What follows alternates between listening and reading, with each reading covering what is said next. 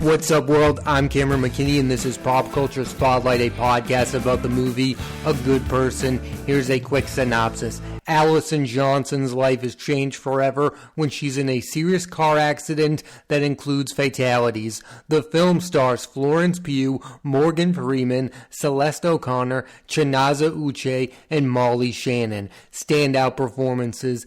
I, like many, am a part of the Florence Pugh hive. She's established herself already as one of the best actresses working today, and what she does is elevate the movie she's in, and that's exactly what she does for the film A Good Person. She plays Allison, and one thing I liked about her being in this movie is that it takes place in modern time. Like most British actresses, Pugh has starred in many period piece movies, which I love, by the way, but it is good to every now and again shake things up, like Kate Winslet in Eternal Sunshine of the Spotless Mind, Saoirse Ronan in Lady Bird, Lily James in Baby Driver, Keira Knightley in Begin Again. Pugh is the absolute best thing about this movie. Pugh has some very big movies on the way. Dune Part 2, which of course has now been pushed back to 2024.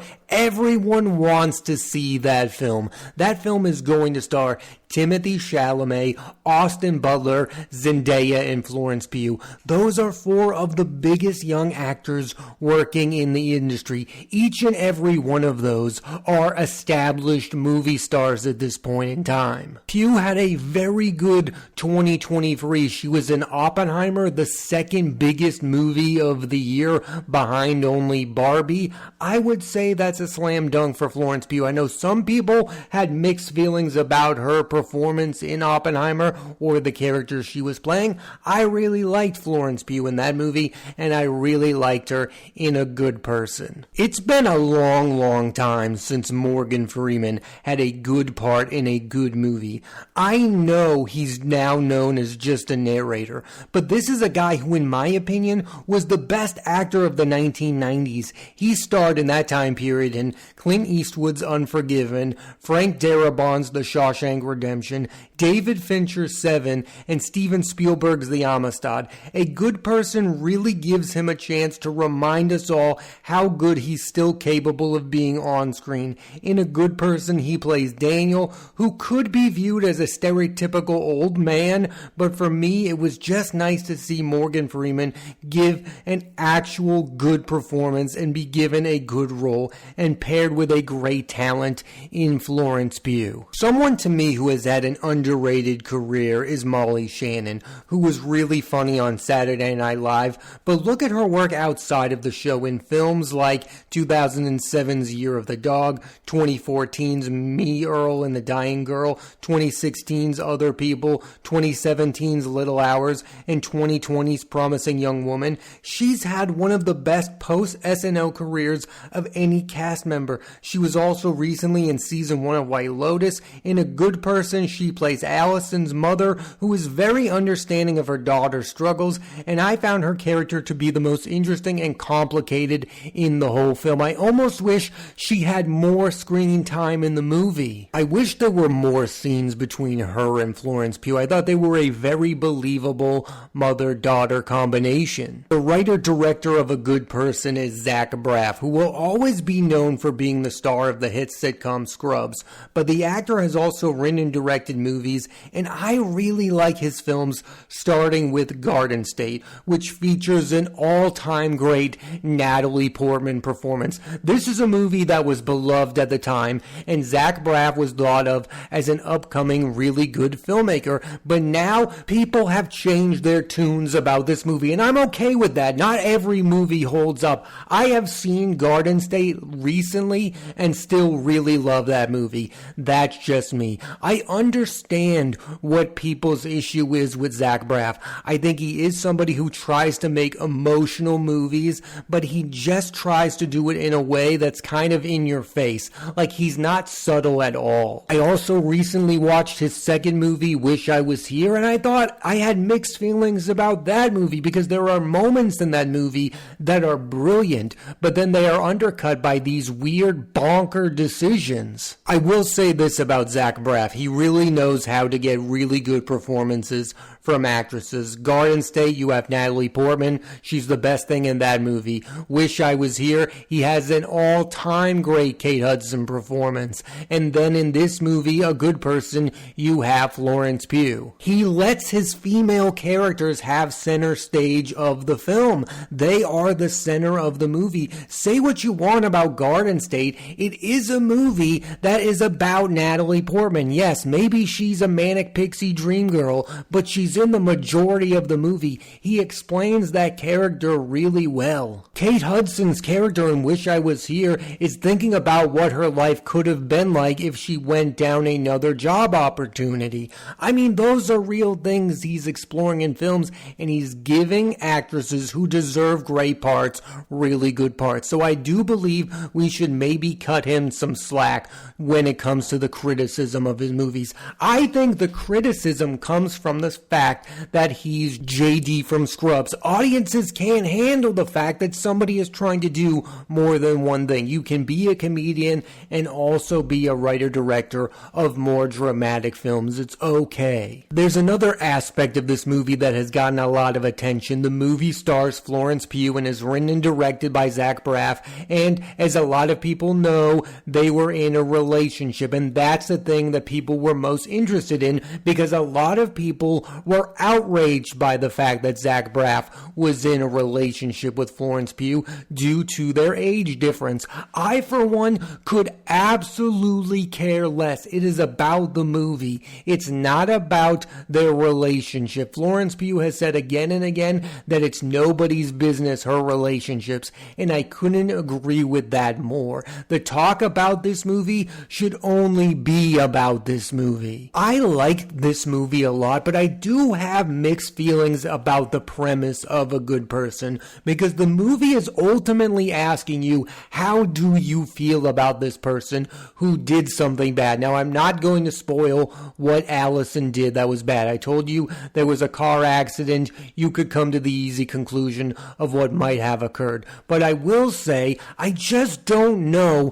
how I should feel about this character, because the movie itself doesn't really know how to feel about this character. And another thing, and I'm not sure that this is fair, I'm just not sure that this is how the situation would play out in real life. Like, watch this movie and think to yourself, is that how they would treat this person in real life, the character of Allison? I don't think so. I think you'd be more sympathetic to what the character went through. I mean, the Morgan Freeman character is kind of ruthless to her at the beginning, and when you see what the situation is, you're like, nobody would actually be like that to her in real life. They would be more sympathetic to the situation. Braff, as a writer-director, is really trying to get you to feel something, and I think that's his strength as a director, but it's also his biggest weakness, because he's trying so hard. There's nothing else there. He wants you to feel something, and if you don't, his movies really aren't going to work. Like, if you don't feel something in the moment,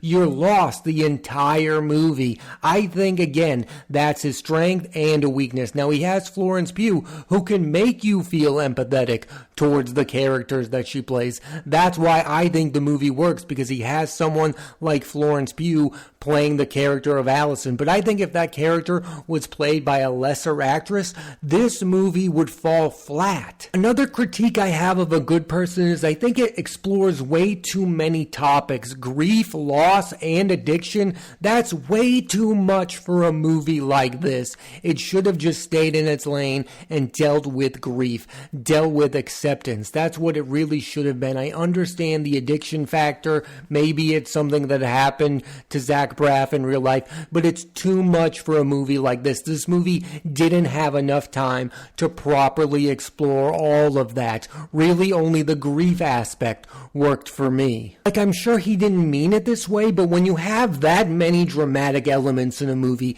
it kind of feels like emotional manipulation, and that's not what you want your movies to feel like. You don't want your movies to feel like melodrama. I think the movie should have just focused on one aspect of this story, which is the grief and loss aspect of it. I understand that there's an aftermath of the situation, and that's where the movie wanted to go. I just think it was too much for this movie to handle. I do want to talk more about Florence Pugh, because I think it's important for her to be in movies like A Good Person. Yes, it's great to do the blockbusters and the bigger movies with great directors like Christopher Nolan, Denis Villeneuve, but every once in a while I think it's good to be in a smaller performance-driven film. Now here's something I'm wondering, will Florence Pugh ever be a big enough name to get a lot of people to see a movie like A Good Person? Now, not a lot of people saw this movie, but will she ever be a big enough movie star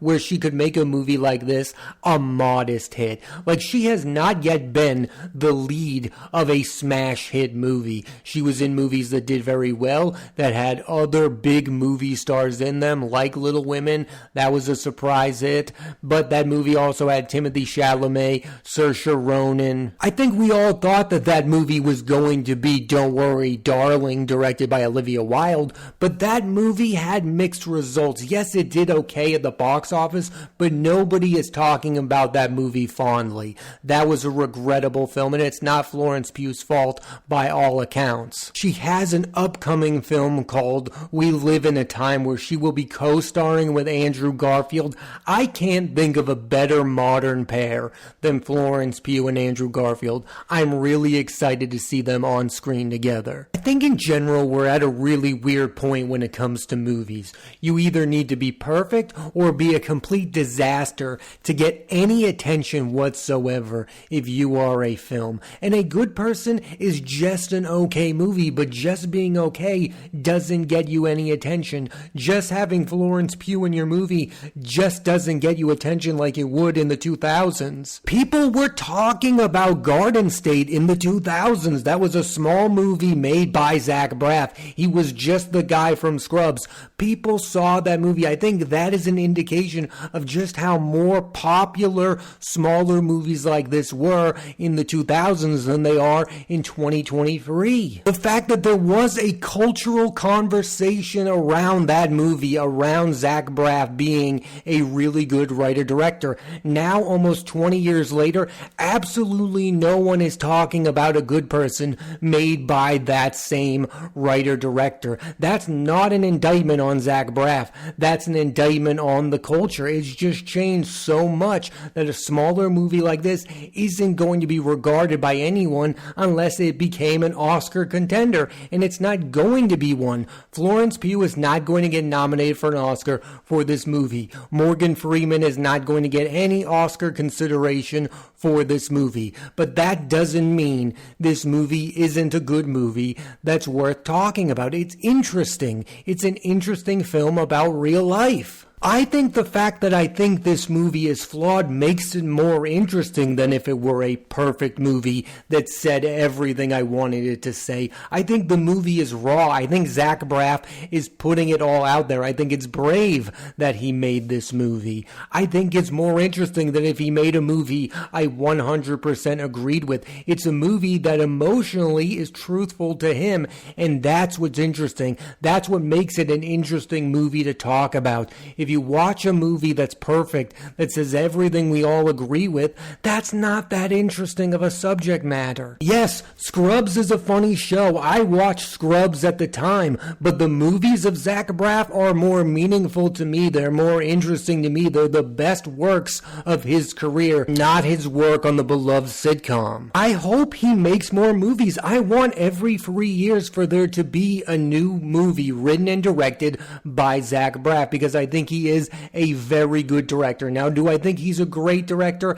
Absolutely not. But I think he is a good director, and I think he gets better in some aspects and he gets worse in others. Another thing that I think is going on here is people get really harsh towards filmmakers when they think their best movie is their first movie. Look at M. Night Shyamalan. We all talk about A Sixth Sense and we all go, wow, he really dropped off after that. I look at his career and I go, wow, it's been really consistent. Now, the high point might have been his first really big movie, but still, he's been a really good filmmaker. I look at Zach Braff in a similar way. His first movie is his absolute best movie. It's the one movie of his I love. I will defend that movie till the end of time. Again, I think Natalie Portman is perfect in that movie. I think Peter Sarsgaard is brilliant in that film. And I think Zach Braff gives a really good leading performance. His second movie is flawed, and so is his third movie. I still enjoy both movies, and I think they're better movies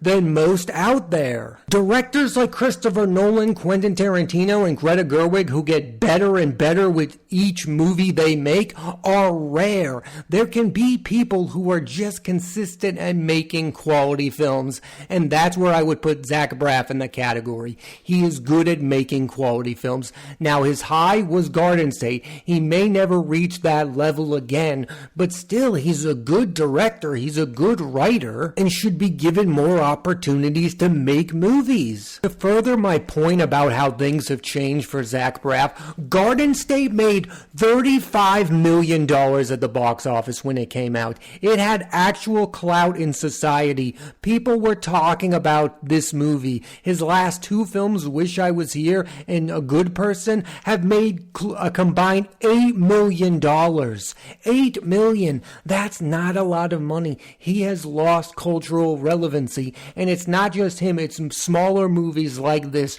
just don't garner the attention they used to. And I'm not saying Wish I Was Here and A Good Person deserve the attention that Garden State got, but it is really telling that absolutely no one is talking about his movies anymore like they used to. And I think it says something about where we are when it comes to movies, which movies are popular and which ones aren't, which ones are in the zeitgeist and which ones are being ignored. I think we all thought when Garden State came out that Zach Braff was going to be a bigger deal, that he was going to be one of those directors who every 2 years was going to come out with a movie that we were all going to talk about. By his second movie, that wasn't the case, and I don't think he'll ever regain that form. I don't know if there will ever be another Garden State for his career. I hope there is. I'm a fan of his work, but I just don't know if it's going to happen to him. I don't know if he'll become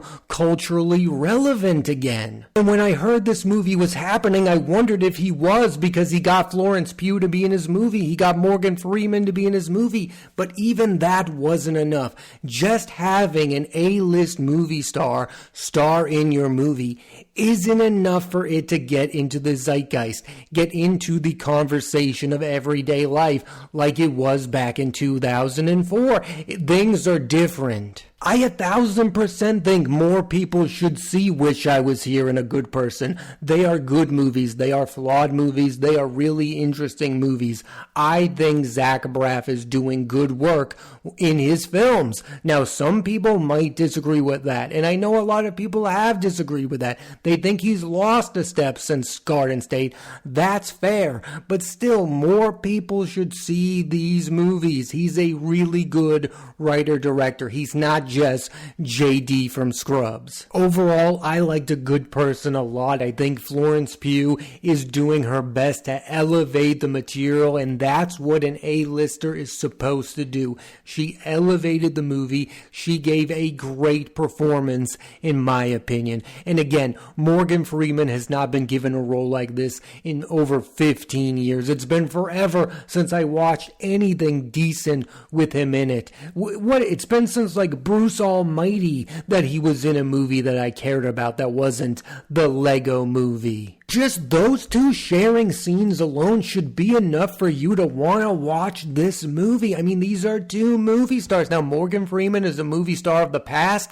and Florence Pugh is a movie star of the moment. And Zach Braff knows how brilliant both of them are, and he gives them moments to shine, especially Florence Pugh. Now, you might end up watching this movie and say I missed the mark on it. Maybe I'm too forgiving of Zach Braff because of my love of Garden State, but I really do think he is an interesting filmmaker. He's not a great filmmaker. He's a flawed filmmaker, but he makes really interesting movies that are thought-provoking, that are emotional, and there's just not a lot of those kind of movies. I think he does something that's different than most other writer-directors, and I want to see him continue to do that. Thanks for listening to this edition of Pop Culture Spotlight. I'm Cameron McKinney, and there'll be a new episode episode of the podcast every Thursday on Apple Podcasts and Spotify. I recommend you check out the movie A Good Person. Next week on the podcast, I'm talking about the movie Somewhere in Queens, directed by and starring Ray Romano. So tune into that and please rate, review, and subscribe.